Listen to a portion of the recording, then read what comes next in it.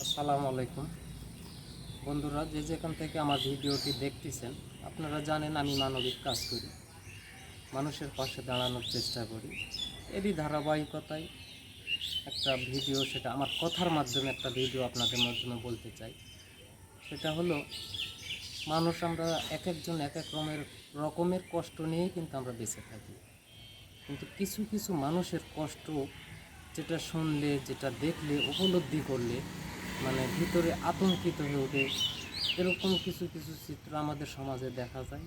কেউ এটাকে গুরুত্ব দেয়, কেউ আবার দেয় না।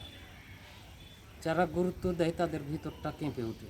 ঠিক সেরকমই একটা বিষয়, মা বাবা, আমরা যারা সন্তানরা আছি, আমাদের মা বাবা যারা বেঁচে আছে, আমরা কিন্তু মা বাবা বেঁচে থাকতে মা বাবার যে অভাবটা, এটা কিন্তু আমরা বুঝি না, কারণ তারা এখনও বেঁচে আছে। এটা কখন বুঝি? যখন আমাদের মা অথবা বাবা যখন মারা যায়, তখন কিন্তু বুঝি। আমিও কিন্তু একজন এতিম, আমার মাও নেই, বাবাও নেই, আমি একজন এতিম। তাই আমি বুঝি মা বাবার কী কষ্ট। তাই আজকের ভিডিওটা মাকে নিয়ে নয়, একটা বৃদ্ধ এক বাবার গল্প আপনাদেরকে বলবো। শুনলে আপনারাও খুব কষ্ট পাবেন হয়তো, কিন্তু এগুলো আমাদের শোনা দরকার, জানা দরকার, বোঝা দরকার, এবং সেই অনুযায়ী জ্ঞান আসা দরকার। আমি মানবিক কাজ করি, আমি গরিব দুঃখী অসহায় প্রতিবন্ধী বিধবা দুস্থ এগুলো মানুষদেরকে পাশে দাঁড়ায় কিছু সহযোগিতা করার চেষ্টা করি। কিন্তু আজকের ভিডিওটা আমি এরকম বলছি, আমি বাগমারাতে গিয়েছিলাম। সেটা হলো রাজশাহী জেলা, বাগমারা উপজেলা। আর ওখানে দামনাস এলাকা। আচ্ছা, ওই এলাকাতে আমি একবার গিয়েছিলাম, আর যাওয়াতে এক লোকের সাথে আমার সাথে দেখা, তার সাথে বিভিন্ন কথা হয়। তার হাতে এক ব্যাগ দেখলাম, পোশাক আশাক খুব ভালো ছিল না। তো তার সাথে আমি সেই মর্মে আমি চিন্তা ভাবনা করলাম যে লোকটার মনে হয় অনেক কষ্ট। আর সেই মনে হওয়াতে আমি ডাক দিলাম, মুরব্বী একটু এদিকে আসেন, আপনার সাথে একটু কথা বলি। তো তার সাথে কথা বললাম, জানলাম।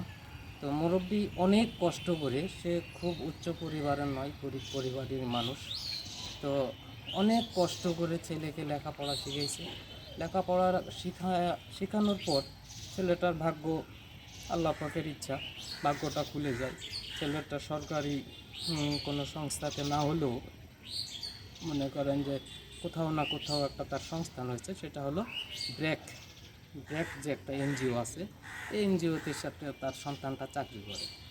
আর দেখেন ভাগ্যের কী পরিহাস, সন্তান ব্র্যাক অফিসে চাকরি করতেছে, মোটা অঙ্কের বেতন পাচ্ছে। আমাকে তার বেতনের অঙ্কটাও বললো।